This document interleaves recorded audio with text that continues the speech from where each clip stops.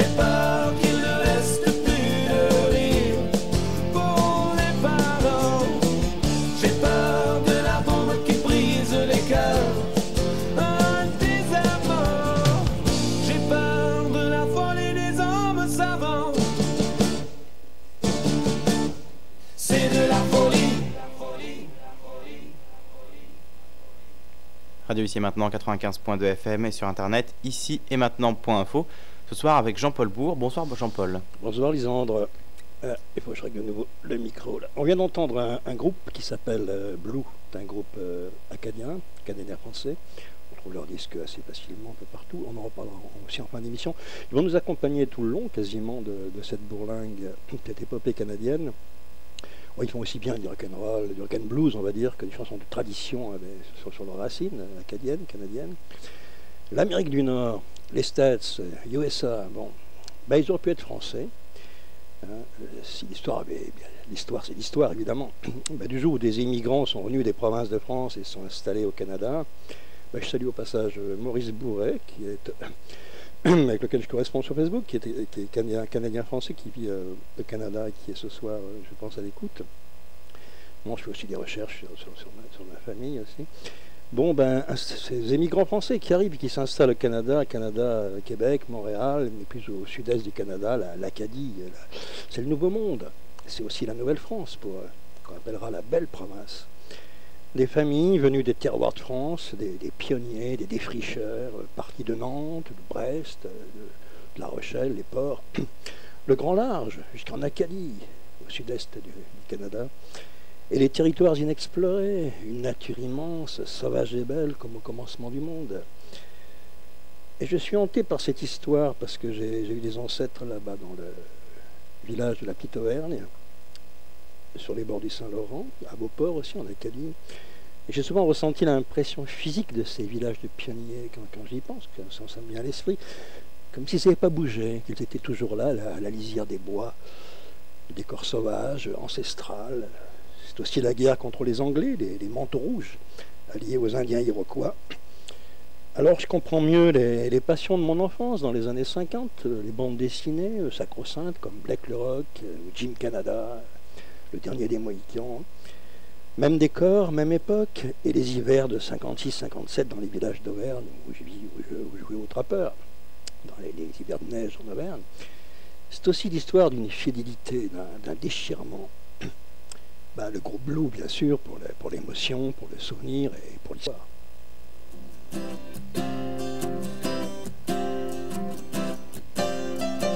Je me souviens de la première fois quand elle m'a pris dans ses bras pour me bercer comme on berce un enfant. Je l'ai quitté comme on quitte un amant pour les lumières de la grande ville et tous les espoirs d'y faire fortune. Une voix m'appelle vers l'horizon, une voix qui vient du large. Elle protège les étoiles quand son âme est calme. Rien ne peut l'apaiser quand son cœur s'enrage. Cette voix du large.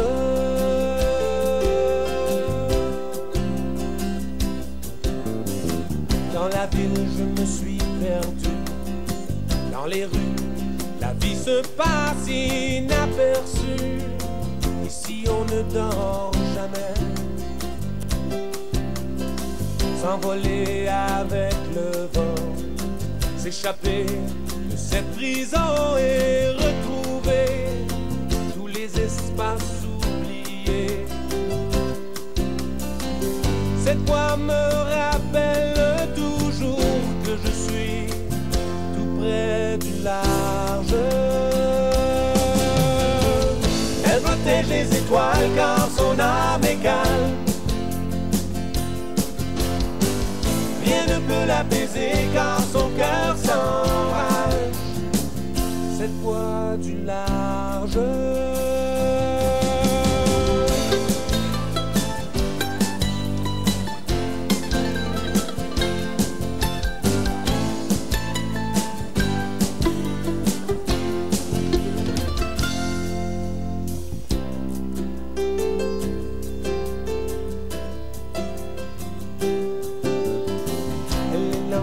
le paradis.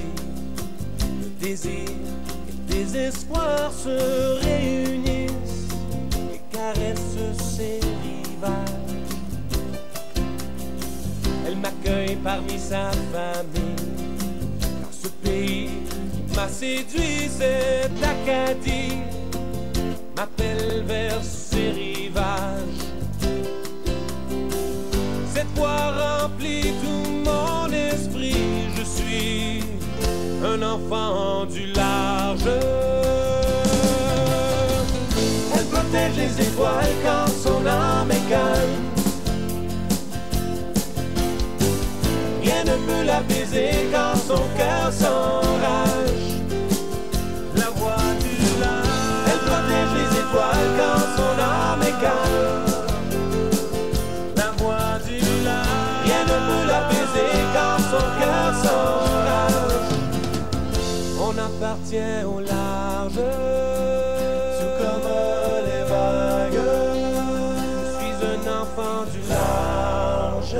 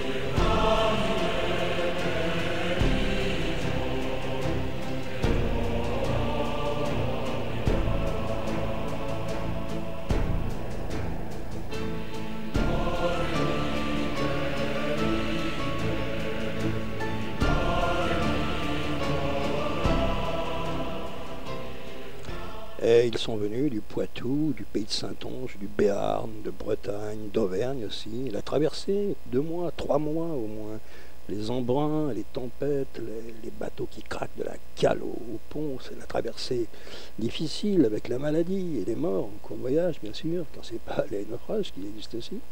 Et on trouve quoi sur ces bateaux des migrants? Des charpentiers, des bûcherons, des paysans des terroirs de France, capables d'affronter la rudesse, toute la solitude du paysage, défricher la terre en sabots, le fusil à l'épaule, parce qu'il y a la menace anglaise, bien sûr. Et les rois de France de ces époques ont été lâches, opportunistes, avec une mentalité de politicien, de François Ier à Louis XIV. Louis XIV qui signe l'infâme traité de Paris en 1763 en donnant la Nouvelle-France aux Anglais.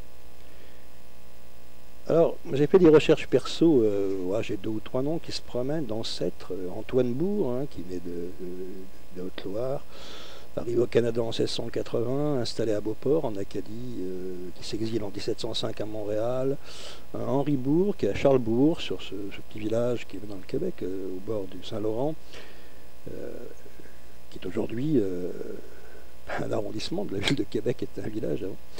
Et d'autres, Alfred Bourg à Saint-Joseph, en Acadie aussi, Ferdinand Bourg à Charlesbourg, toujours ce petit village qui viendra plus tard le Québec, petit village construit. C'est un lieu connu par ses légendes, par les Indiens. Alors les Indiens, ils sont présents, bien sûr. Il y a les Micmacs en Acadie, tribu d'Indiens, et les Abénakis aussi, qui sont alliés aux Français, alors que les Iroquois, derrière les Mohapalaches, plus loin, seront alliés aux Anglais. Ceux d'Auvergne, moi je pense, il n'y a pas que l'Auvergne évidemment, mais ce qui reste, les témoignages. Le village La Petite Auvergne, au Québec, c'est encore un quartier du Québec, sur les bords du Saint-Laurent, installé plus loin, près de la ville de Lorette, une colonie auvergnate aussi, en face de Montréal, ce qu'on appelait la Prairie. C'était le nom, la Prairie, sur la rive sud du Saint-Laurent, en face de Montréal, colonie aussi venue d'Auvergne. Et c'est aujourd'hui Bon, ben, tout a changé, mais je parle d'une époque qui était celle du commencement. Hein.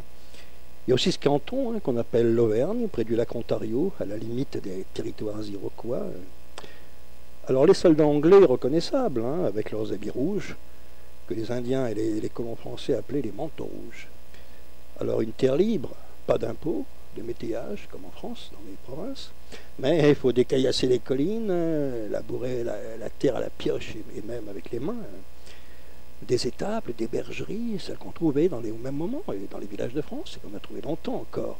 La ferme avec son toit de chaume, son lopin de terre qu'on travaille, qu'on cultive, les tables où sont les animaux. Et c'est la France d'Amérique, ouais, c'est ça. En Acadie, les levées de terre qu'il faut construire, les digues, un vrai travail de titan pour maîtriser cet espace. Et la forêt, la forêt, elle est inviolable, elle est indéchiffrable, elle est immense, à perte de vue. Il n'y a pas l'équivalent en Europe de cette immensité végétale. Et ouais, j'ai lu cet extrait qui m'a connecté immédiatement, physiquement, à cette histoire, puisque le nom de ma famille était cité. Au bord des immenses forêts d'Acadie, les terres cultivées étaient bien aux Archimbault, au Bourg, au Dugas et au Robichaud, venus des provinces de France. Très court, lapidaire, c'est dans des chroniques, ça va très vite. L'Amérique, avec ses grands espaces, son ciel, sa liberté, j'ai jamais vu. Et plus haut, vers le nord canadien, au-delà des Appalaches, le Saint-Laurent, alors les étés brûlants, la douceur de l'été indien, hein, qui dure 3 semaines en automne, et puis d'un seul coup, l'hiver qui tombe d'un coup, moins 27 degrés, moins 30 degrés, et qui fait des ravages parmi les hommes et les cultures. Hein. Il faut se replier, se calfeutrer dans les fermes et les étables, dans les villages de la petite Auvergne, comme dans tous les villages des Canadiens français de cette époque, dans les pauvres fermes de torchers de rondins, bâtis avec leur toit de chaume, le feu, la cheminée, l'importance du feu en hiver, et puis les chants, la musique. Tous ces instruments ramenés des provinces de France, pour la petite Auvergne, se ramenaient d'Auvergne, le violon, et d'ailleurs aussi, la cabrette, tout ce qu'on pouvait, la bourrée auvergnate. On parlait le patois, on parlait dans ces communautés de pionniers, on parlait les patois locaux. Les Béarnais parlaient le patois du Béarn, les Auvergnats le patois d'Auvergne, les Bretons les patois et dialectes de Bretagne. Et puis tellement tout ça finit par se mélanger, s'unifier et former ce qu'on a aujourd'hui, c'est-à-dire le français tel qu'on le connaît, qui était, on va dire, la langue de Molière, avec sa particularité canadienne bien sûr. Mais ces instruments ramenés, ils sont là, présents, c'est les mêmes qu'on trouvait au même moment et longtemps après encore dans les villages de France, ces instruments de musique qu'on jouait en hiver dans les fermes canadiennes, au veillées, autour du feu. L'importance de la fête aussi, qui charge, donne de l'énergie et puis permet de garder le souvenir de là d'où on vient. Pour l'Auvergne, c'était ce genre de musique, par exemple. La bourre auvergnate, on l'entendait.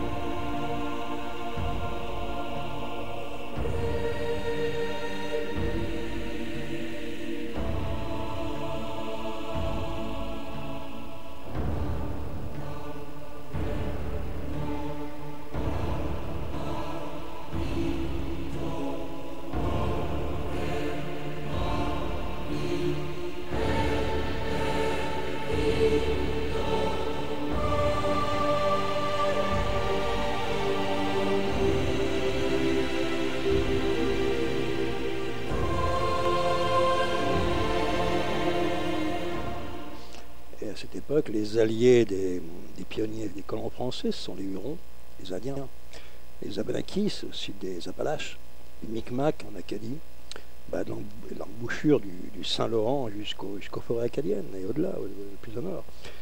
La belle province, oui, c'est son nom. En Acadie, la capitale est Port-Royal.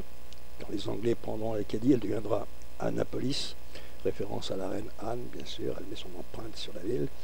À cette époque, la capitale, gros bourg, gros village, quoi, s'appelle Port-Royal. Et autour, il y a le fort, bien sûr, puis il y a les fermes, les cultures qui sont regroupées autour du fort.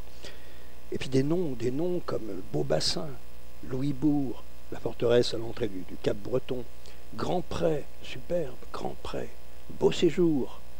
Puis on entrait en bateau par la baie française, ça s'appelle comme ça. À droite, Port-Royal, avec ses collines, la forêt qu'on devine pas loin. À gauche, l'île Sainte-Croix, et toujours la forêt qui finit pas, au-delà des terres cultivées, le peu de terres cultivées. Au-delà, le territoire des Indiens, Micmac, en Acadie, très vite allié aux pionniers français. Et le moment fondateur, on va dire, on revient un tout petit peu en arrière pour quelques lignes. Le moment fondateur, c'est François Ier qui signe le 17 octobre 1540 la commission spéciale Jacques Cartier, capitaine, général et maître pilote. Et le 15 janvier 1541, il annonce, François Ier, qu'il prend lui-même possession du Canada, décrété terre française. Ça, c'est le moment fondateur. Un vrai paradis. Champlain, qui vient en mai 1600 de poussière, il fait un rapport qu'il ramène au roi de France et il dit « J'ai visité les lieux, les labourages des terres que je trouvais ensemencées et chargées de beaux blés, les jardins chargés de toutes sortes d'herbes comme choux, raves, laitues, pourpiers, oseilles, persil et autres légumes aussi beaux et avancés qu'en France. Bref, tous augmentant à vue d'œil. » Bon, c'est toujours la belle province, avec ses chants et ses musiques, le groupe Blue.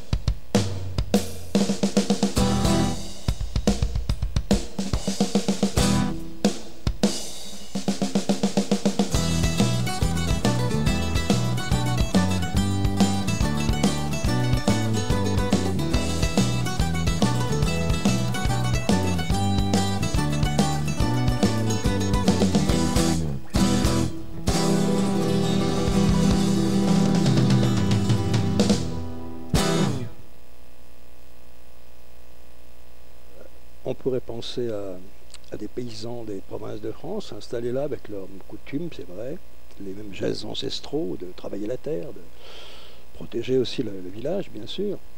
Mais on n'est pas en France. On est dans un pays quasiment inexploré, malgré la menace anglaise. Il y a des Indiens, c'est nouveau pour ces gens qui arrivent là, bien sûr. Le mystère de cette forêt. Donc il y a la tentation de l'aventure, qu'on n'a plus ici, qu'on n'avait même plus à ce moment-là en Europe. La tentation de l'aventure, c'est fait que certains, convoyant en sabots, labourer leurs champs, préfèrent se fringuer de fourrure comme les Indiens, aller copiner avec les tribus, faire du marchandage, se mettre dans la peau de coureurs des bois, trouver des pistes, ramener des pots de castor.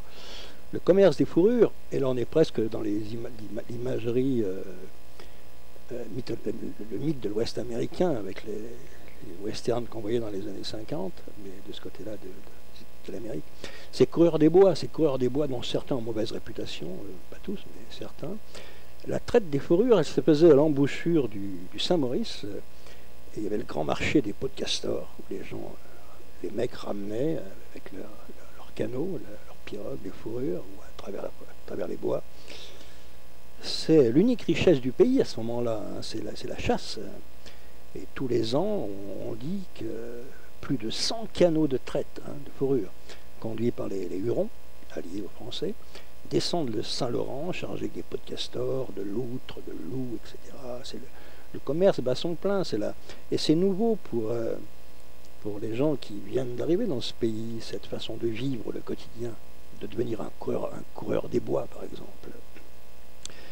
Alors, à cette époque, le mariage, c'est spécial, parce qu'il y avait très peu de filles, il y en avait bien sûr, de femmes, mariées ou pas mariées, plus jeunes. Et donc, il était de règle déjà à cette époque, il y avait la fameuse formule connue dans cette France d'avant, marie-toi dans ton pays, on disait, c'est la coutume, de préférence dans ta ville, et si tu le peux, dans ta famille. C'était un truc de terroir qui remonte à loin. Là, c'est le contraire. Le roi fait envoyer des filles de France dans des bateaux qu'on appelle les filles du roi. Elles sont choisies sur certaines sortes de couvents, d'autres, peu importe, pas mal de destins de personnes différents. Toutes ces filles, donc quasiment volontaires, arrivent au Canada. Pourquoi? Pour qu'il y ait rencontres, mariages, que des familles puissent se faire, que la population puisse se fortifier, s'agrandir. Hein. Et là, il y a tous ces croisements qui se produisent entre toutes ces personnes. Avant, on ne quittait pas sa province. Là, les Normands, les Auvergnats, les Béarnais, tout se mélange, les Patois aussi, la langue commence à changer. Et c'est une nouvelle manière de vivre, jusqu'à la langue de Molière qui sera parlée ensuite, bien sûr. On mettra de côté les dialectes personnels, bien sûr, même si on les garde en mémoire, en souvenir, en nostalgie. Hein. Donc la unification de tous les patois, de tous les dialectes. Donc ces filles du roi pour les mariages, alors il y avait des facilités, c'est assez marrant quoi. Par exemple, on disait, il y avait des lois, hein, que passer 3 années de séjour, hein, je lis, le coureur de bois, qui ne s'est pas marié 15 jours après l'arrivée d'un navire qui apporte des filles, se voit privé de la traite de la chasse. Là, la punition, s'il refuse de se marier. Bon, il y a plein de dérogations, c'est un pays libre. T'as pas une police sur le dos comme aujourd'hui qui surveille chaque geste de chaque personne. Mais des lois étaient posées comme ça, appliquées ou pas appliquées. Et c'est les allocations familiales, on peut même dire avant la lettre, hein, avant l'heure, déjà au XVIIe siècle, puisque Louis XIV accorde une prime de 20 livres pour tout garçon marié à 20 ans ou avant. Voilà, il a une prime de 20 livres. Et le même arrêt dit que les parents qui auront 10 ou 12 enfants vivants, hein, toucheront 300 livres de pension pour 10 et 400 pour 12. Voilà, on a là, déjà là-bas, les allocations familiales, hein, c'est-à-dire un pays libre qui essaie de vivre eh bien, en aidant. Il y a encore c'est une communauté encore, c'est pas un pays éclaté. Une communauté soudée par la façon de vivre aussi, puis par la menace. Hein. Et le pays s'est agrandi, hein, des territoires jusqu'à la baie d'Hudson, à l'ouest, jusqu'au Grand Lac. Et beaucoup rêvent d'une France qui engloberait la totalité de l'Amérique du Nord. Hein. Déjà, oui, elle commence à se réaliser en plus. Les coureurs des bois, alors plutôt que bosser à la ferme, hein, ils vivent dans la promixité des Indiens, proximité des Indiens, aussi la promiscuité, puis la proximité en même temps. Ouais. Bon, fringues de fourrure, le tomahawk à la ceinture, le fusil à poudre. Il tire qu'une fois pour recharger après. Hein. À cette époque, on rechargeait pour tirer une deuxième fois. Quoi, hein. Et bien sûr, c'est des mecs borderline, hein, qui sont certains, comme les hors-la-loi de l'Ouest américain, hors système. Certains sont des voleurs, des pillards. Hein. Alors, il y a une anecdote intéressante. Il y a 3 coureurs de bois, hein, qui se sont emparés d'un canot chargé de fourrure qui appartient à un Indien. Ils tuent l'Indien, ils piquent le canot et les fourrures. Alors, ils sont aussitôt arrêtés par la milice du village, et puis les Indiens sont là aussi, hein, évidemment. Et tous les 3 sont fusillés. À la grande surprise des Indiens, parce que pour eux, notre culture n'est pas la leur. Le prix du sang, ça s'appelle. Le prix du sang, c'est-à-dire exiger pour eux la mort comme un homme avait été tué, la mort d'un seul homme. Et bien, cette loi d'équilibre dans les vieilles coutumes indiennes, même dans les combats aussi. Lorsqu'on adoptait un blessé ennemi, gravement blessé, même plutôt que l'achever, il servait un peu de fils à la maison et il l'aidait au travail, etc. Bon, je parle du Canada, hein, tribu canadienne. Donc, curieuse surprise des Indiens qui, pour eux, non, il ne fallait pas fusiller les 3. Il a tué un Indien, ils ont tué un Indien. Le prix du sang, c'est un seul, pas 3. À la surprise aussi des Européens, des Français, qui se disent... Bon, la confrontation de cultures différentes est intéressante et enrichie en plus des 2 côtés. Il y a des histoires, parce que les Iroquois, alliés aux Anglais, bon, sont poussés par les Anglais, accompagnent l'armée anglaise et les manteaux rouges et les tuniques rouges. Ils reprennent leur attaque de plus belle, à partir à l'ouest du Saint-Laurent, c'est-à-dire attaquant des fermes isolées, massacrant, pillant, une guerre de terrain. Les Iroquois, pour réduire les populations à la famine, brûler les récoltes, tout était dévasté. Ça, c'était le combat, pas simplement contre des hommes en armes venus de France, contre les Canadiens français, ces personnes installées dans leurs fermes, dans leurs villages. Alors les tueries, les massacres entre les 2 camps, et je pense à ce gouverneur français, le gouverneur de Frontenac, étonnant. Quand on dit gouverneur, on pense à un gouverneur. Un gouverneur, ça fait stylé, condescendant, et ça salit pas la manche, quoi. Hein. Ce gouverneur, là, on peut gommer le nom de gouverneur, le gouverneur quand même, Frontenac, lui, il porte une cuirasse comme les hommes d'armes en France à la même époque, hein, mais avec des plumes dans les cheveux. Il s'est mêlé aux Indiens d'une manière incroyable, et pour eux, pour les Indiens évidemment, il y a cette espèce d'osmose, c'est-à-dire il n'est pas l'un des leurs, mais il est dans la même vibration en même temps, tout en étant étrange, parce qu'ils ont des armes à feu. Il y a même un canon qui peut envoyer des boulets qui dévastent tout. Pour les Indiens, c'est une divinité qui a parlé, hein. C'est tout nouveau, bien sûr. Bon, les armes aussi, bien sûr, mais encore ces fusils à poudre qui ne tirent qu'un coup. Il faut recharger l'arme pour tirer de nouveau.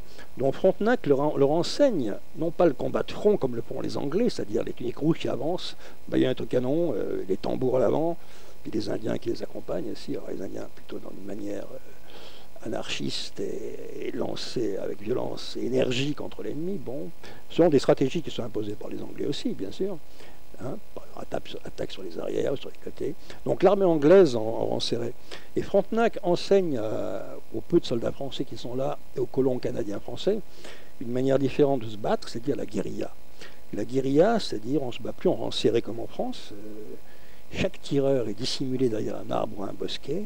Hein, il tire. Attention, parce qu'après il faut réarmer un hockey, donc il ne tire qu'une fois. Donc il ne tire pas au hasard, il ne perd pas de munitions, il vise longtemps s'il le faut, il ajuste sa cible, il ne la rate pas. Et il tire de préférence les officiers anglais ou les chefs de guerre des tribus indiennes, les chefs. Ce qui crée la débandade. Cette nouvelle manière de faire la guerre, qui paye en plus, bon, il tire et puis il ne réarme pas, il se sauve dans les fourrés, il a eu son ennemi, un peu comme un sniper quelque part. Hein. Et les généraux et les officiers anglais deviennent les cibles prioritaires. Hein. C'est ce qu'enseigne Frontenac. Les officiers d'abord. Tirer d'abord sur les officiers. C'est une nouvelle manière on appellera ça la guerre à la canadienne. C'est l'ancêtre de la guérilla, en quelque sorte, hein, telle qu'on l'a connue ensuite. Et depuis Boston et Manhattan qui deviendra New York, hein, où sont les Anglais. Les Anglais font de sacrées poussées sur le territoire du Canada français. Et le roi de France a envoyé très peu de secours. Il va revoir sa politique, hein, bien sûr, avant de retourner dans ses pénates comme un coq de basse-cour, on pourrait dire ça, pour un roi de France, hein, c'est ça. Ça compte pas. Enfin, il a envoyé quelques hommes quand même en renfort, qui sont arrivés par les bateaux, mais très peu par rapport à ce que représente vraiment l'armée anglaise. Hein. Et tu as le fameux monsieur de Tracy, qui se rend au Québec en août 1665. Il arrive avec 24 compagnies destinées à la guerre contre les Iroquois, dont le régiment de Carignan, l'un des plus mythiques de cette époque. Et à leur arrivée dans les rues de Québec, à peine descendus des bateaux, l'accueil, la liesse de la population, bien sûr, ils sont applaudis, fêtés. Enfin, le roi de France les a entendus, il a envoyé des secours. Il y a quand même 24 compagnies qui débarquent.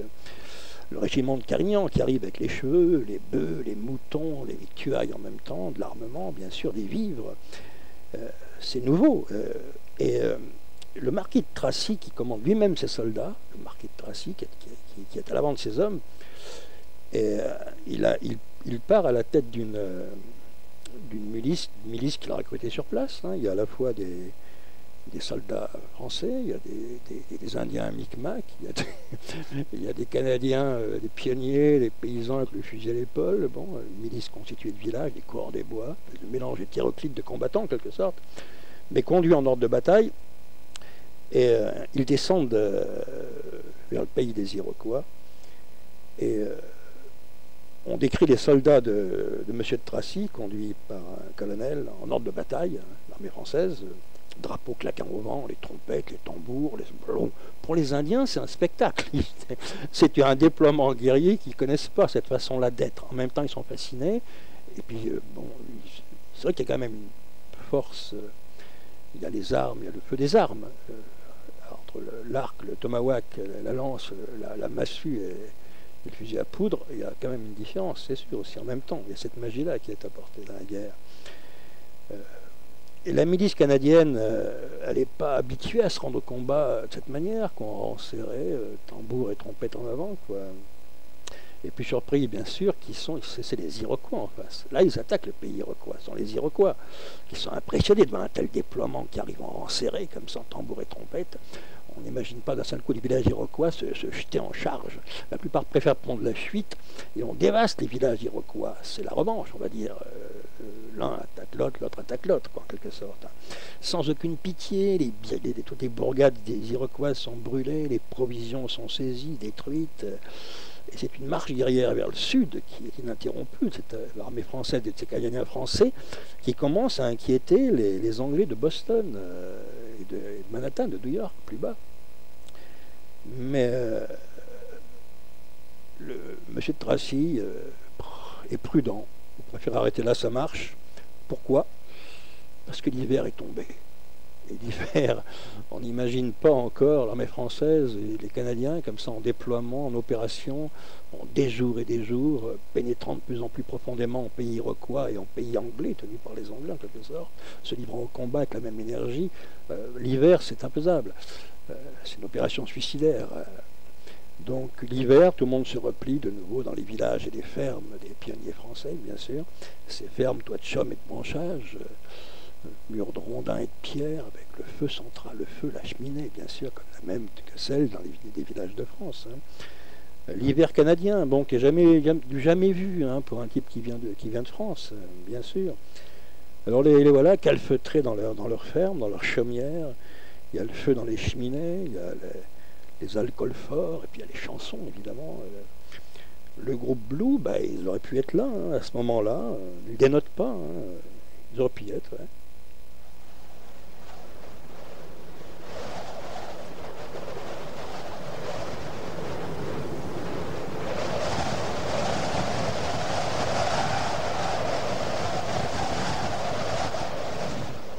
Ouais, eux à l'abri, aucun problème. Il y a le feu, la chaleur, l'alcool et la musique. C'est une bouteille de rhum que je me suis acheté. C'est une bouteille de rhum que je me suis acheté. C'est dans la gorge que ça va me chauffer. Gloriam, spiritaminaminam. J'aimerais boire du rhum, j'en ai pas encore bu. J'aimerais boire du rhum, j'en ai pas encore bu. C'est dans la gorge que ça va me chauffer. C'est dans la gorge que ça va me chauffer. C'est dans les jambes que ça va me trembler. Gloriam, spiritaminaminam. J'aimerais boire du rhum, j'en ai pas encore bu. J'aimerais boire du rhum, j'en ai pas encore bu. C'est dans les jambes que ça va me trembler. C'est dans les jambes que ça va me trembler. C'est dans la rue qu'on va voir tomber. Gloriam, spiritaminaminam. J'aimerais boire du rhum, j'en ai pas encore bu. J'aimerais boire du rhum, j'en ai pas encore bu. C'est dans la rue qu'on va voir tomber. C'est dans la rue qu'on va voir tomber. C'est le policeman qui va me ramasser. Gloriam, spiritaminaminam. J'aimerais boire du rhum, j'en ai pas encore bu. J'aimerais boire du rhum, j'en ai pas encore bu. C'est le policeman qui va me ramasser. C'est le policeman qui va me ramasser. C'est dans la prison qui va m'amener. Gloriam, spiritaminaminam. J'aimerais boire du rhum, j'en ai pas encore bu. J'aimerais boire du rhum, j'en ai pas encore bu. C'est dans la prison qui va m'amener. C'est dans la prison qui va m'amener. C'est du pain noir qui va me faire marcher. Gloriam, spiritaminaminam. J'aimerais boire du rhum, j'en ai pas encore bu. J'aimerais boire du rhum, j'en ai pas encore bu. J'aimerais boire du rhum, j'en ai pas encore bu. J'aimerais boire du rhum, j'en ai pas encore bu. J'aimerais boire du rhum, j'aimerais boire du rhum. J'en ai pas encore eu.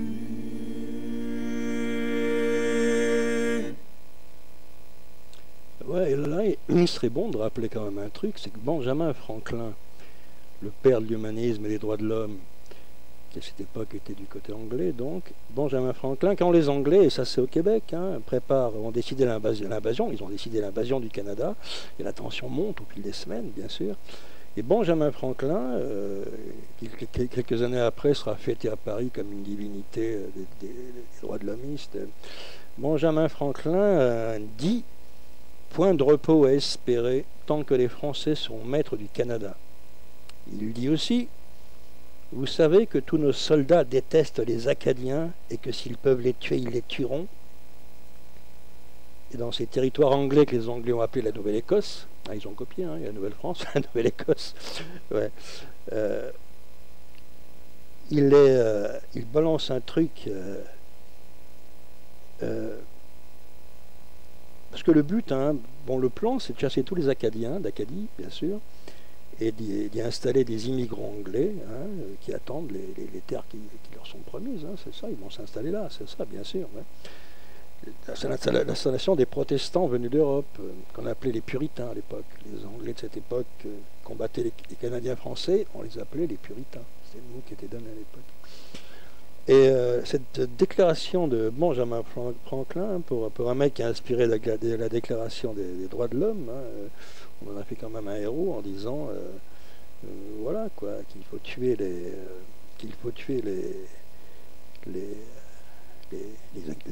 Français, bien sûr. Alors, les manteaux rouges, ils se ruent sur les positions françaises plus à l'est, côté Canada français. Ils ouvrent une brèche au canon dans la vallée de l'Ohio. C'est par là qu'ils arrivent. À leur tête, celui qui sera le président des États-Unis, George Washington lui-même. Un infâme salopard, et je le prouve. Alors, les Anglais encerclent le fort du Ken, où sont retranchés des Canadiens et un régiment français qui est là aussi. Le commandant du fort, Jumonville, il sort avec un drapeau blanc. Ok, d'accord. Il accepte la reddition. Ok. Son drapeau blanc bien en évidence. Il avance pour parlementer. Il tombe dans une embuscade qui est tendue par un groupe de Virginiens et d'Iroquois, commandé par George Washington. Alors c'est avec la pire des saloperies que ce type est entré dans l'histoire, ouais, complètement. Et durant son mandat de président, plus tard, aucun jugement, même aujourd'hui, on s'en fout. Il est toujours le grand George Washington, président des États-Unis. Mais je rêve, putain. Jumonville sera scalpé par les Iroquois. Hein. Et au mois de juin, une expédition punitive est montée par le frère de Jumonville, hein, l'expédition punitive, bien sûr. Il reste les chroniques. En juin 1754, une organisation punitive menée par le frère de Jumonville part à la recherche des Virginiens. À l'endroit exact où a eu lieu l'embuscade, les cadavres scalpés, abandonnés sans sépulture, ont fait le bonheur des loups et des corneilles. Le 3 juillet, après 9 heures de combat acharné contre des Canadiens très déterminés, les Virginiens réfugiés au fort Necessity finissent par capituler. George Washington reconnaît sa responsabilité dans le meurtre de Jumonville. Il signe des aveux qui lui valent la liberté. Et en magnanime, on le libère. Ok. Et pendant ce temps, Benjamin Franklin, toujours lui, le père des droits de l'homme, il déclare que le Canada français, je cite, « tel Carthage doit être détruit ». Ah ben là, il monte encore un cran de plus, le père des droits de l'homme. Il fait fort, là, je trouve. Hein. Et plus tard, sous Montcalm, grand héros de l'histoire canadienne, avant la prise de Québec par les Anglais, évidemment, Voltaire, en France, Monsieur Voltaire, ben, il fait tout pour qu'on laisse tomber le Canada. Hein. Si les Anglais le veulent, ben, qu'ils le prennent. Hein. Il lui dit, Voltaire, les dépenses de la guerre pour conserver ces pays coûtent plus qu'ils n'en voudront jamais. Waouh! Et il est applaudi par les intellectuels et les philosophes parisiens, ceux qui font les modes à l'époque. Hein. Et bien calé dans son fauteuil, hein, depuis la terre de France, il décrit le Canada, je cite, comme un pays couvert de neige et de glace 8 mois de l'année, habité par des barbares, des ours et des castors. Ça c'est Voltaire parlant du Canada à cette époque. Ben, il fallait à Montcalm et à son état-major beaucoup de courage hein, pour faire face à l'ennemi. L'anglais et l'Iroquois sur le terrain, et puis à la propagande des salons parisiens. Et il fallait aussi aux Canadiens une sacrée force de caractère pour croire encore au secours de la France. Ouais.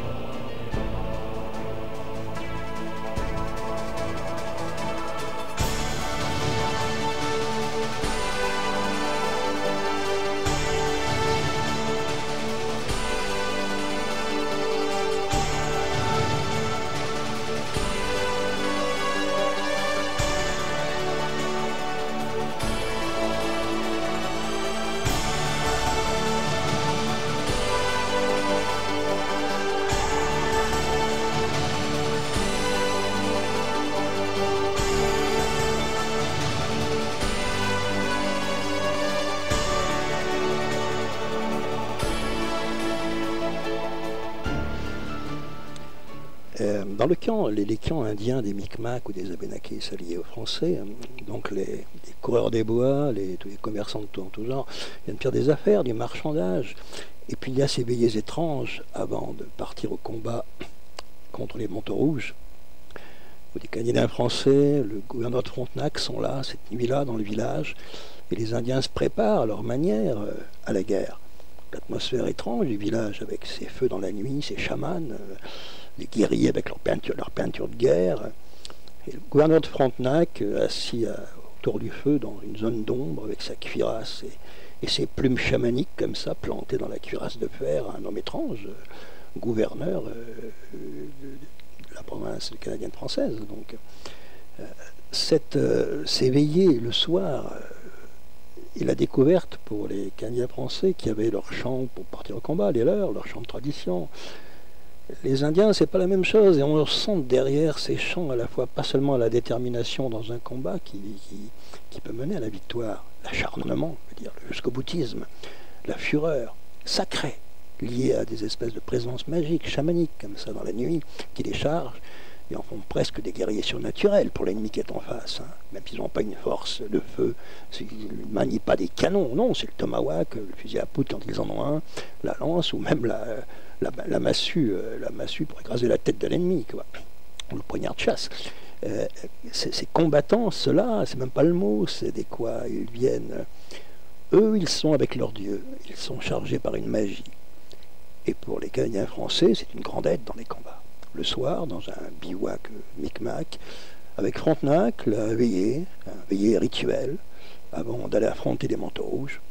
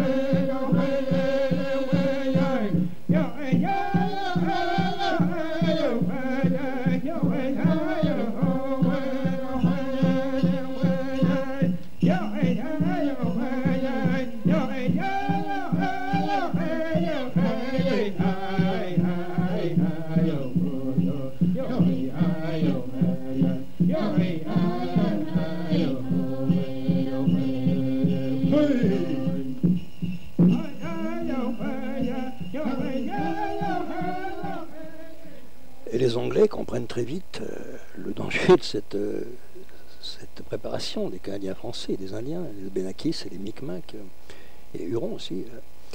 Et il leur faut frapper vite et fort, c'est la décision qui est prise. En 1690, tous les délégués des communautés anglaises se réunissent en congrès et ils décident de s'emparer du Canada. Leur plan est simple, un plan d'invasion, mais il y a la vérole qui va se mettre dans l'histoire. La vérole qui se mêle à la guerre, elle aussi, et qui va faire des morts. Et puis, surprise, retourner la situation. C'est-à-dire que les Anglais, donc le but, c'est prendre la Nouvelle-France en tenaille, en se servant du Saint-Laurent, en remontant le fleuve, en 2 attaques simultanées, par le sud, arrivées par le sud, et puis par le nord. Alors, tandis que les premiers remontent jusqu'à Montréal, ils arrivent par l'ouest, les autres s'approchent de Québec. Alors, mais c'est le moment où une partie de l'armée anglaise, on se demande pourquoi, personne ne comprend rien, mais les Français comprennent très vite la vérole, c'est ça qui va frapper. L'épidémie de vérole qui va décimer 300 hommes en quelques jours. Donc, recul de l'armée anglaise.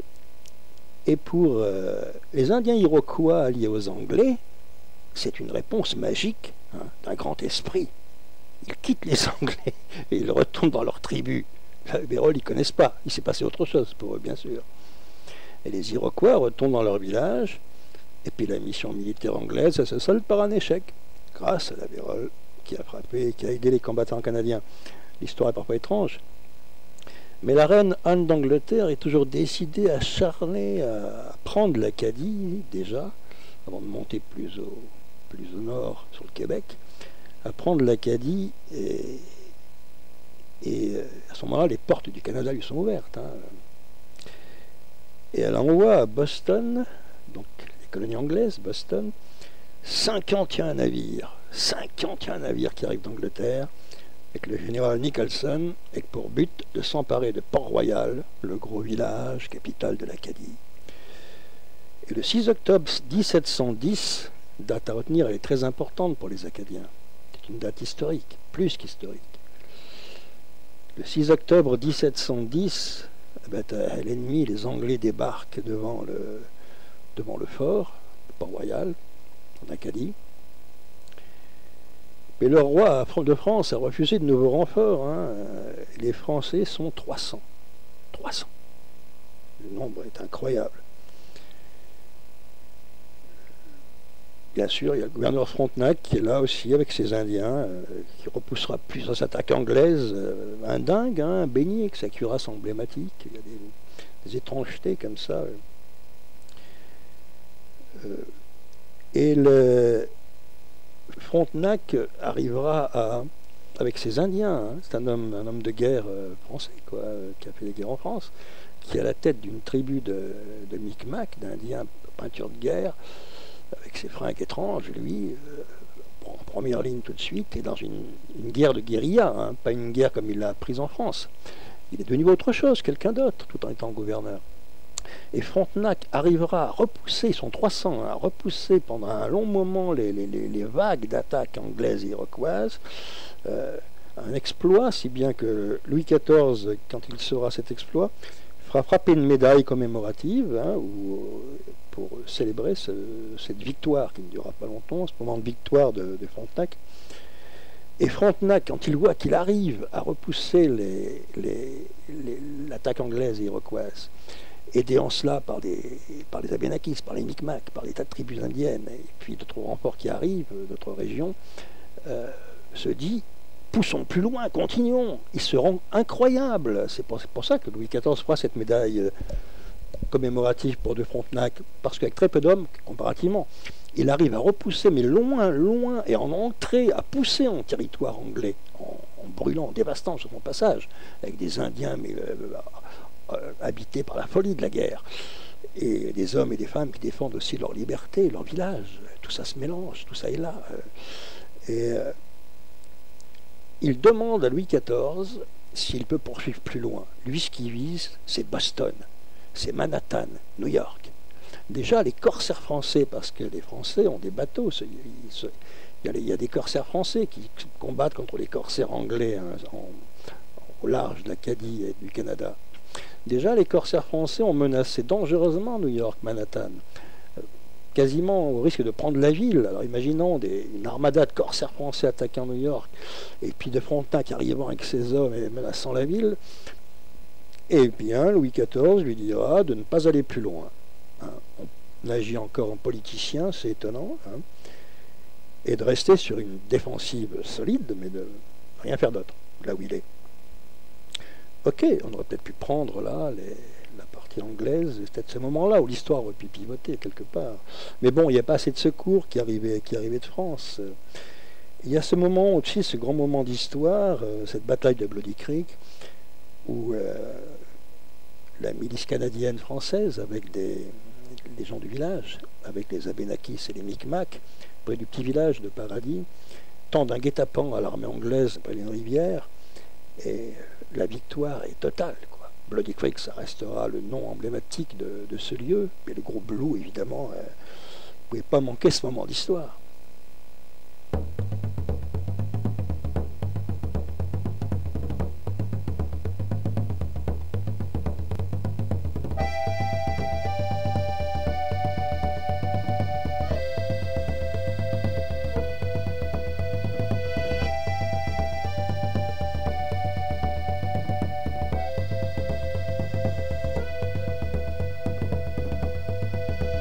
Au pays de le berceau de l'Acadie, auprès du village de Paradis. Dans un temps rempli de peine et d'hostilité, lorsqu'ils volent les terres des fermiers. Les Abenakis, Acadiens et Micmacs, contre les manteaux rouges, il a fallu se battre. Dans ce petit ruisseau qui traverse la prairie, la bataille de Bloody Creek a pris place cette journée.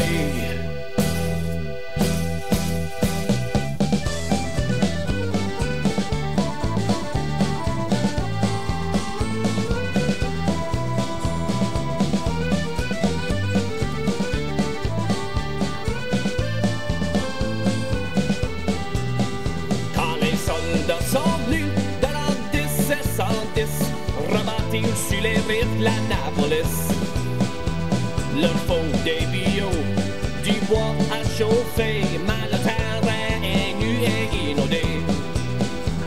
Les Abenakis, Acadiens et Micmacs, contre les manteaux rouges, il a fallu se battre. Dans ce petit ruisseau qui traverse la prairie, la bataille de Bloody Creek va bien vite commencer.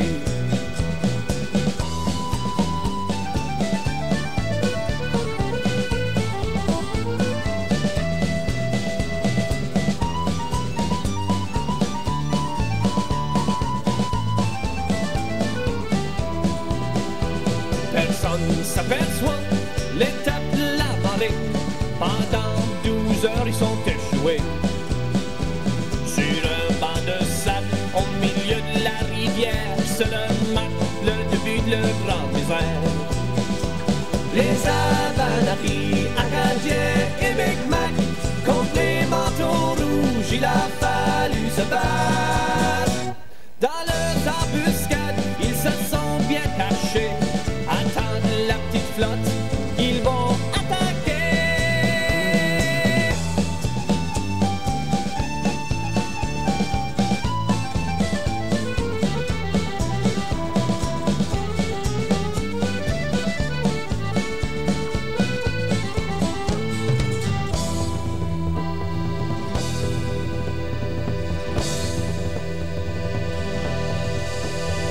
Enfin, le niveau, la rivière est montée et du banc de sable ils sont dégagés. Le baleinier s'éloigne des radeaux, continue sa course vers le ruisseau. Les Abenakis, Acadiens et Micmacs, contre les manteaux rouges, il a fallu se battre. Dans ce petit ruisseau qui traverse la prairie, la bataille de Bloody Creek a bien sûr arrivé. Il y en a plusieurs qui ont perdu leur vie et versé le sang au nom de l'Acadie. Oh, oh, oh, oh.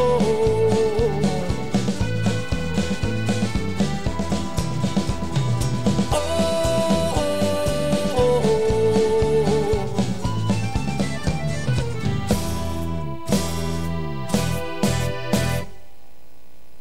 Ouais, et en 1710, donc, cette année-là, prise de Port-Royal et de l'Acadie par les Anglais, qui ont la puissance militaire pour malgré le courage des combattants en face. Et c'est ce qu'on appelle la page horrible de cette histoire, la déportation. 10 000 colons français, parce qu'on va les remplacer par des protestants anglais. Donc on vide toutes les fermes, tout est vidé, tout. 10 000 colons français sont mis sur des bateaux et emmenés dans des colonies anglaises, aussi à la Nouvelle-Orléans, on les retrouvera ailleurs, partout, mais pas en Acadie. Et je lis, le 2 septembre, les Acadiens consternés prennent connaissance de la proclamation qui vient d'être affichée. Je la lis. George Winslow, écuyer, lieutenant-colonel et commandant des troupes de Sa Majesté à la Grand-Pré, la rivière au Canard et les lieux adjacents, aux habitants des districts surnommés, aussi bien qu'aux anciens qu'aux jeunes et aux petits garçons, comme son Excellence le gouverneur nous a instruit de sa dernière résolution concernant les matières proposées récemment aux habitants en général. Nous ordonnons donc, et enjoignons aux vieillards de même qu'aux jeunes gens, et aussi aux petits garçons de 10 ans, de venir à l'église de Grand-Pré, vendredi le Saint Courant à 3 heures de l'après-midi, déclarant qu'aucune excuse ne sera admise sous aucun prétexte que ce soit. Et tous les gens se réunissent dans l'église de Grand-Pré à l'heure qui est dite, évidemment, terrifiés. Il y a les vieux, les jeunes, les enfants, tout le monde est là. Les Anglais font fermer les portes, gardés par des officiers, et Winslow lui-même monte dans le chœur, là où le prêtre fait son sermon, monte dans le chœur et s'adresse à tous ces gens qui sont là, et il dit: j'ai reçu de son Excellence le gouverneur Lawrence des instructions du roi que j'ai entre les mains. Les instructions de Sa Majesté sont que vos terres, vos maisons, votre bétail et vos troupeaux sont confisqués par la couronne avec tous vos autres effets. Les ordres péremptoires de Sa Majesté sont que tous les habitants français de ces districts soient déportés. Voilà, c'est sans appel, hein. Il y a pas... Qu'est-ce que tu veux dire d'autre? Il y a ce qu'écrit Winslow lui-même dans son journal, le salopard. Il dit: les femmes en proie à la détresse portaient leurs nouveau-nés ou leurs plus jeunes enfants dans leurs bras. D'autres traînaient au moyen de charrettes leurs parents infirmes.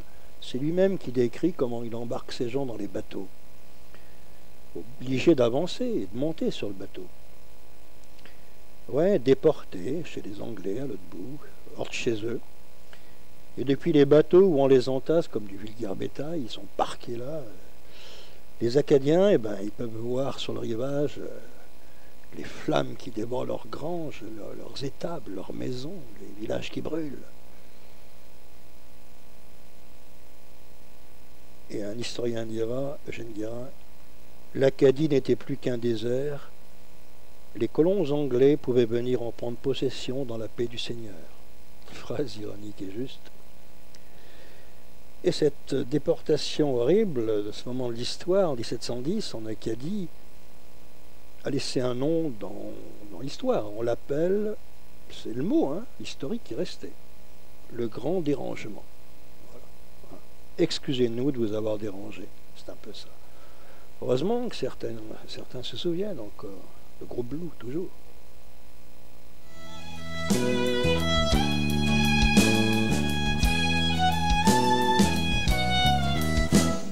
J'ai vu le jour dans l'an 1604, deux parents fiers et français. Joie de vivre, d'être fort travaillant, credo du nouveau monde. Montre-moi les couleurs de ton accent.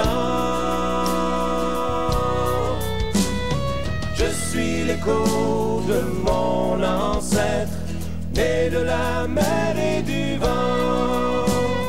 Je suis le cœur de mon pays, je suis Acadie.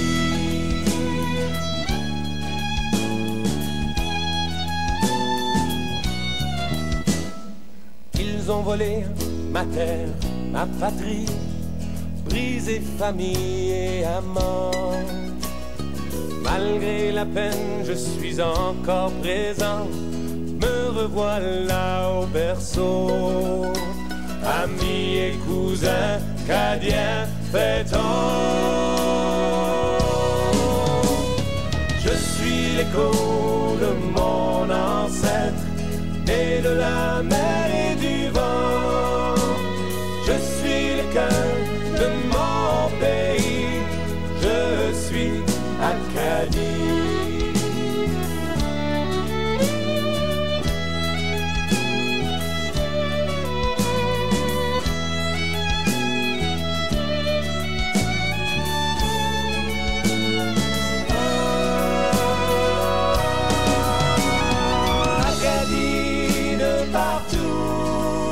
Sortez, venez partager votre aventure, car ici rayonne l'âme de notre culture.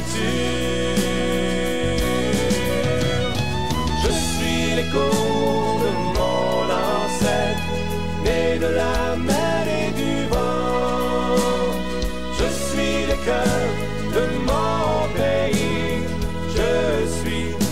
Acadie. Tu es l'écho de ton ancêtre et de la mer et du vent. Tu es le cœur de ton pays. Tu es Acadie. Nous sommes le cœur de notre pays. Nous sommes Acadie.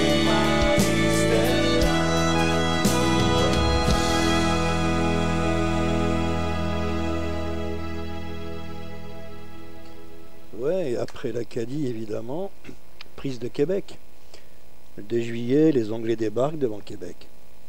Depuis l'Acadie, ils continuent leur avancée, et puis le roi de France, il s'en bat les couilles. Bon, quelques jours plus tard, l'artillerie anglaise pilonne la ville, la cathédrale, l'évêché, la basse ville de Québec, une grande partie des maisons détruites, rasées, effondrées.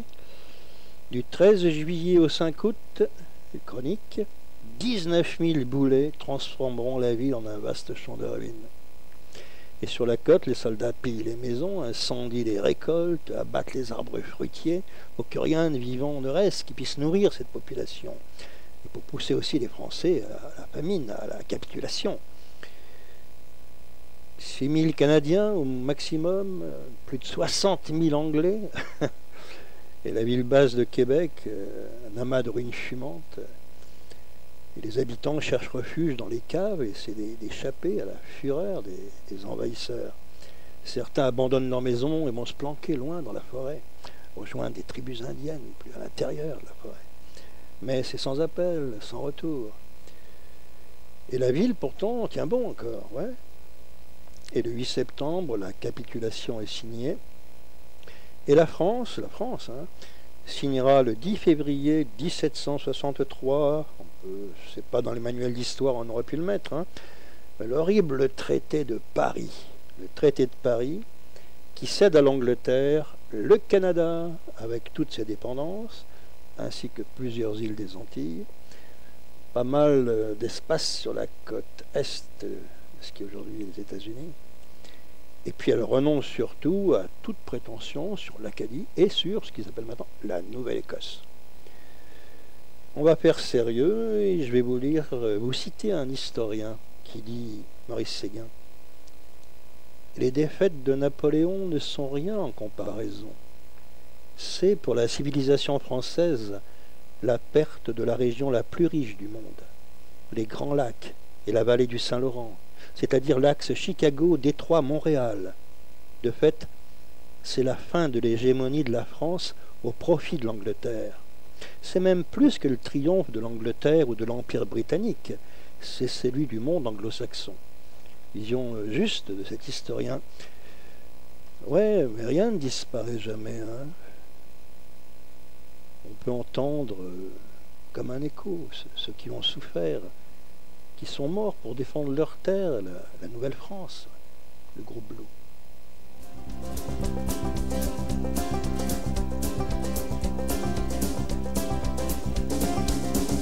Quand les hommes vivront d'amour, il n'y aura plus de misère, et commenceront les beaux jours, mais nous serons morts, mon frère.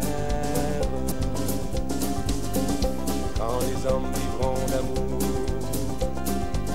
ce sera la paix sur la terre. Les soldats seront troubadours, mais nous serons morts, mon frère. Dans la grande chaîne de la vie, où il fallait que nous passions, où il fallait que nous soyons, nous aurons eu la mauvaise partie. Quand les hommes vivront d'amour, il n'y aura plus de misère, et commenceront les beaux jours, mais nous serons morts, mon frère. Mais quand les hommes vivront d'amour, il n'y aura plus de misère, peut-être songeront si le jour à nous qui serons grands frères, nous qui aurons mauvais jour dans la haine et dans la guerre, chercher la paix, chercher l'amour, qu'ils connaîtront alors mon frère. Dans la grande chaîne de la vie, pour qu'il y ait un meilleur temps, il faut toujours quelques perdants de la sagesse, ici passer le prix.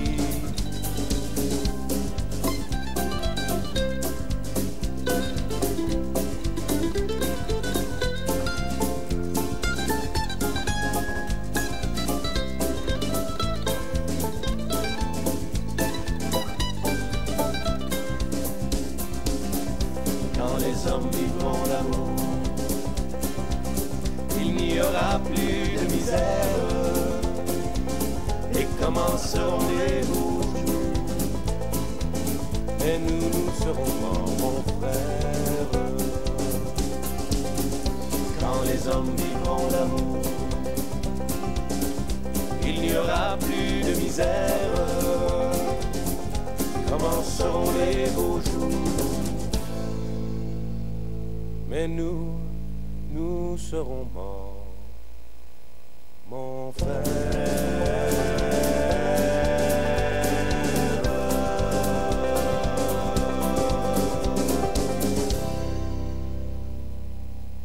Ouais, c'est du nihilisme, mais positif, hein, cette chanson, grande tradition, puis Félix Leclerc, une chanson canadienne-française.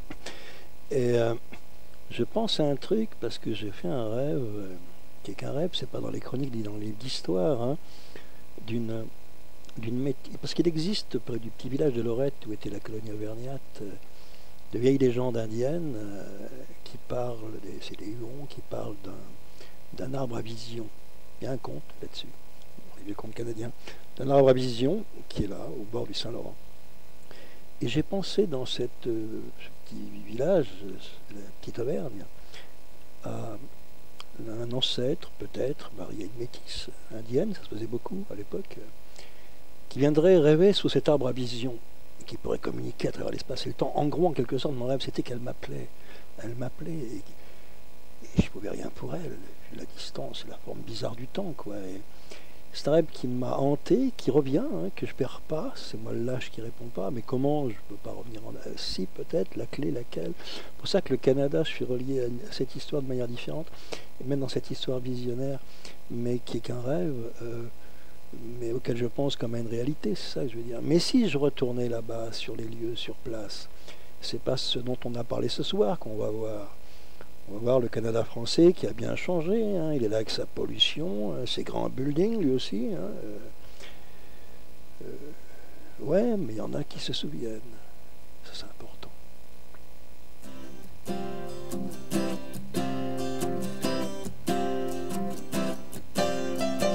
Je me souviens de la première fois quand elle m'a pris dans ses bras pour me bercer comme on berce un enfant. Je l'ai quitté comme on quitte un amant pour les lumières de la grande ville et tous les espoirs d'y faire fortune. Une voix m'appelle vers l'horizon, une voix qui vient du large. Elle protège les étoiles quand son âme est calme. Rien ne peut l'apaiser quand son cœur s'enrage. Cette voix du large.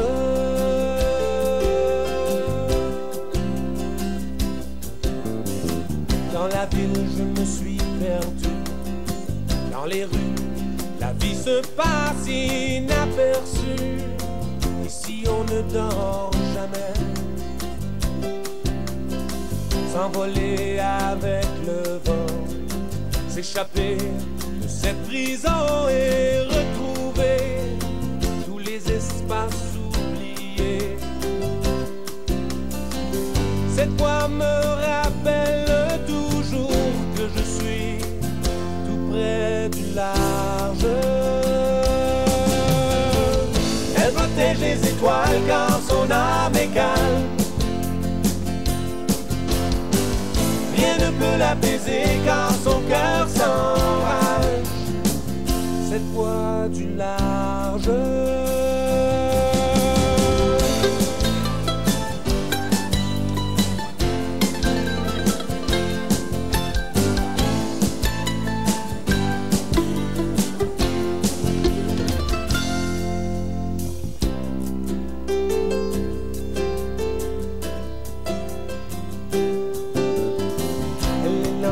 Le paradis, le désir et le désespoir se réunissent et caressent ses rivages.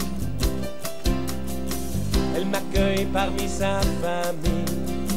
Dans ce pays qui m'a séduit, cette Acadie m'appelle vers ses rivages. Cette voix remplit tout mon esprit. Je suis un enfant du large. Elle protège les étoiles quand son âme est calme. Rien ne peut l'apaiser quand son cœur s'enrage. La voix du large. Elle protège les étoiles quand son âme est calme. Rien ne peut l'apaiser quand son cœur s'enrage. On appartient au large, tout comme les vagues. Je suis un enfant du large.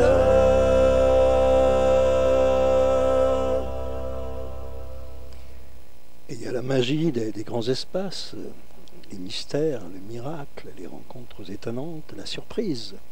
Un pays d'aventure, donc fait pour la surprise aussi en même temps.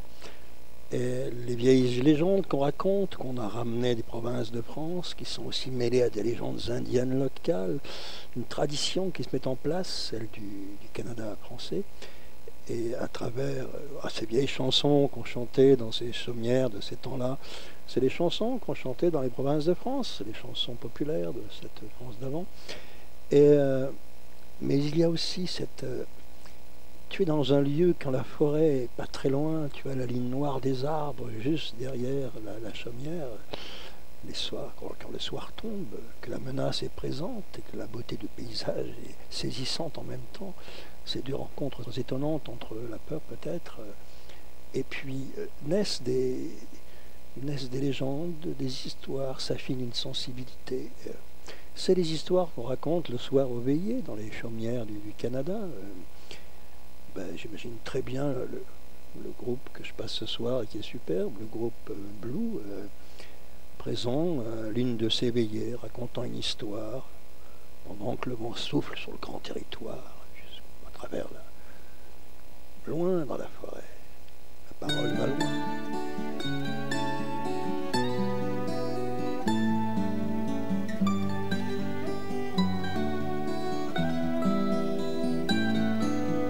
Elle dansait toujours près de la colline, près de l'eau, au bord du ruisseau. Elle me parlait de soleil et de lune, près de l'eau, au bord du ruisseau.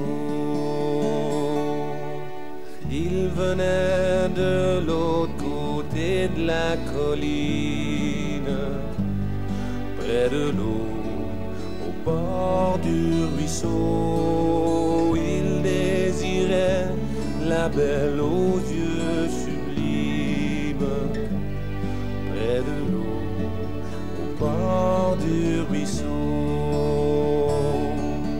Tourne les feuilles de ces histoires d'amour comme un vent qui flatte le jour. Il voulait découvrir tous les secrets cachés dans son palais.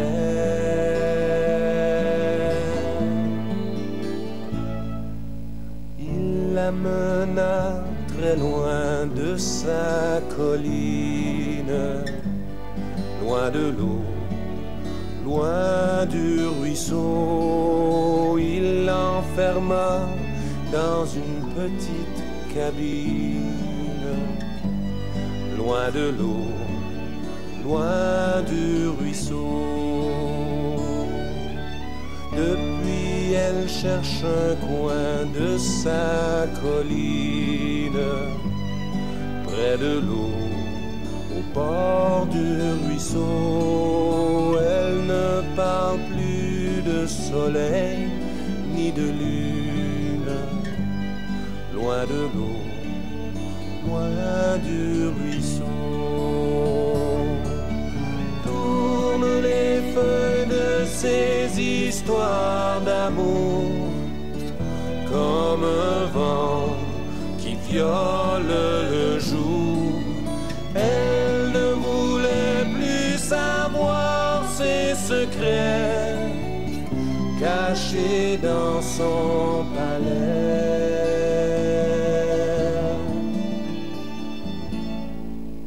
Un jour il est rentré dans sa cabine, loin de l'eau, loin du ruisseau. Il a perdu la belle aux yeux sublimes, loin de l'eau, loin du ruisseau.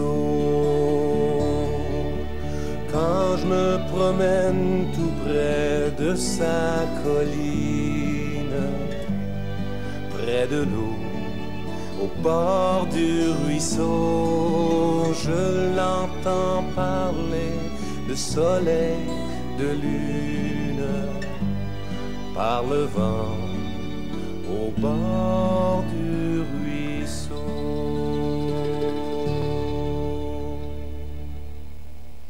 Et puis la nuit, les enfants combrèvent. Enfin, si les tuniques rouges et les Iroquois sont loin du village. Oui.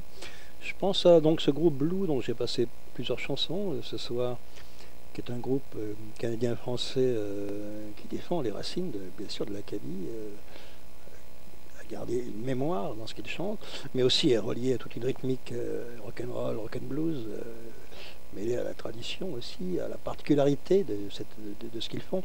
Si ça vous intéresse ce qu'ils font, il y a un site, c'est tout simple, c'est www.blue.k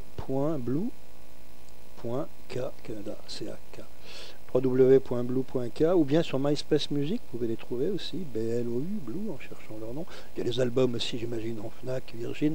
Là, j'en ai deux qui ont pour titre Acadico et Blue, Blanc, Rouge, qui sont un peu anciens déjà. Et le blues, le rock'n'roll acadien, ça donne ça avec le groupe Blue.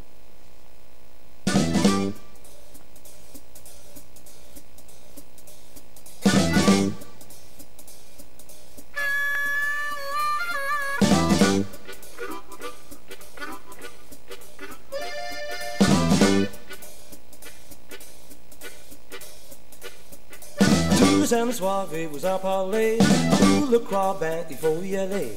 Dans la soirée acadienne, toute la nuit, c'est assis que ça swing. Y'en a qui jouent du country, du bluegrass, c'est beau aussi. Un bon blues, c'est assez beau. Ben nous, on joue de l'Acadico. L'Acadico, l'Acadico, on joue de l'Acadico, l'Acadico, oui, de l'Acadico, l'Acadico, tout le monde swing sur l'Acadico, oui, de l'Acadico, l'Acadico, on joue de l'Acadico, l'Acadico, oui, de l'Acadico, l'Acadico, nous on joue de l'Acadico.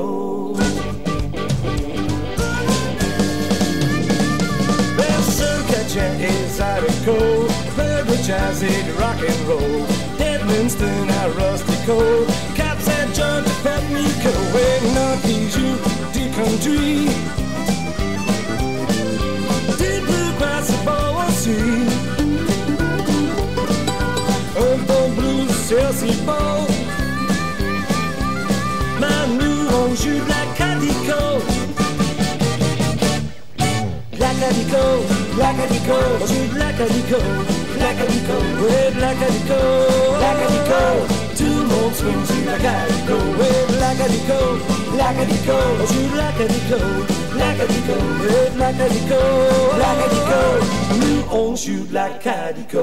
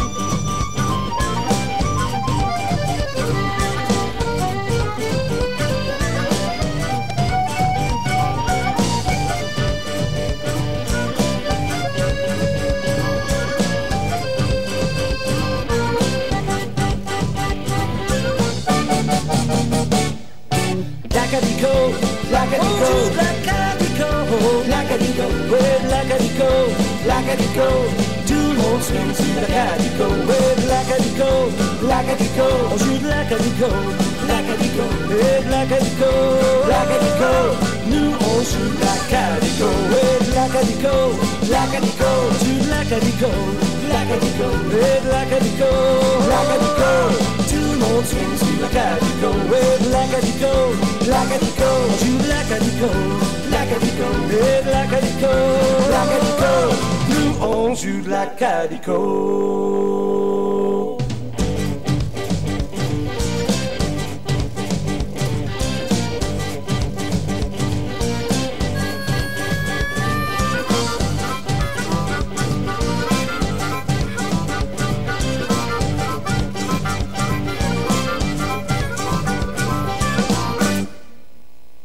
Yeah, West.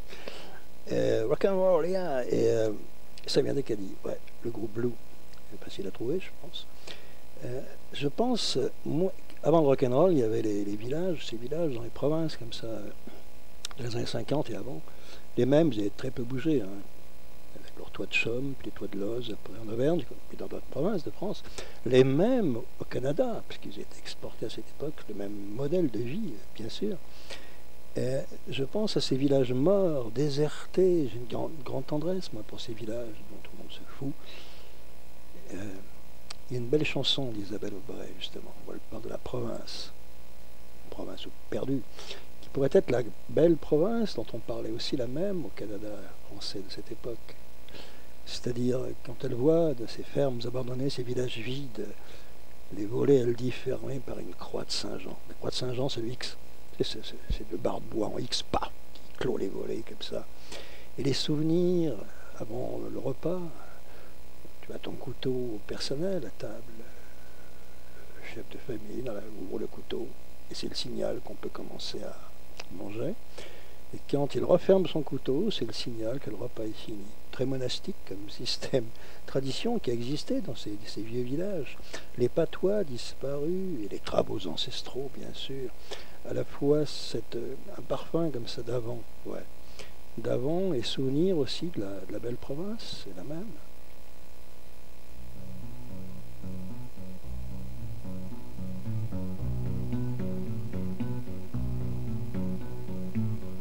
Bien des volets sont clos d'une croix de Saint-Jean. Le dernier violonneux est mort à 102 ans. Au fond de tes chapelles, plus de misérérés. Et dans les étangs sombres, les barques sont noyées. Province, ma lointaine patrie. Province, de chez toi à Paris voyage aujourd'hui peu de lettres, circule plus jamais de charrette, et dans tes salles de noces, de fêtes, dans l'an, plus de bals de concert.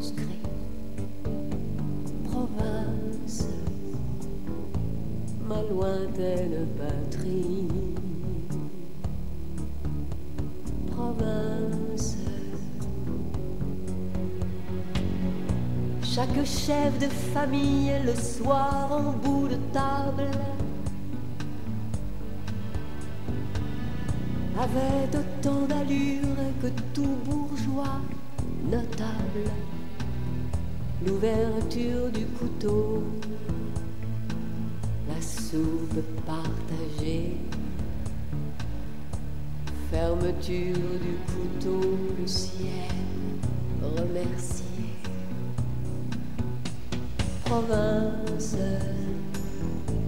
les hommes et les outils. Province,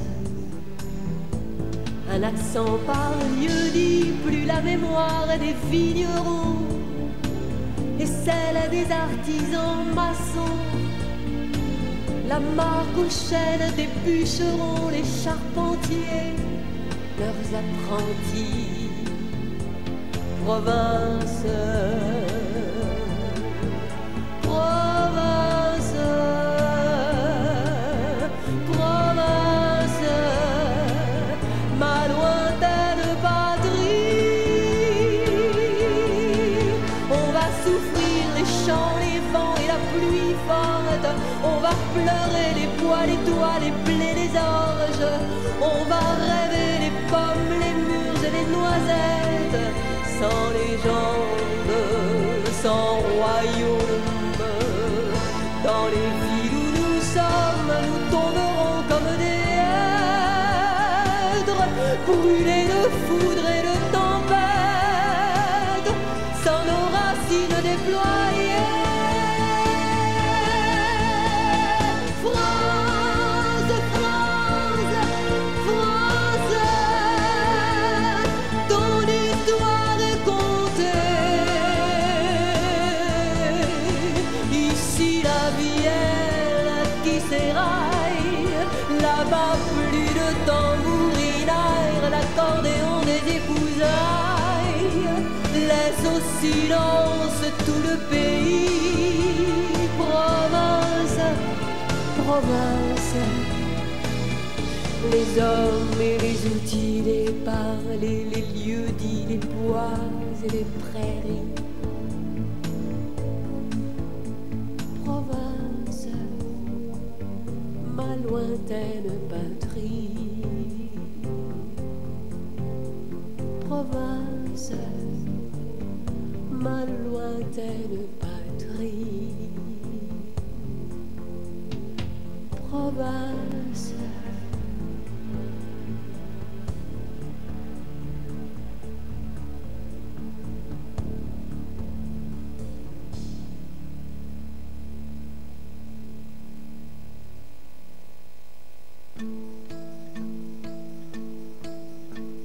Monseigneur le duc de Bretagne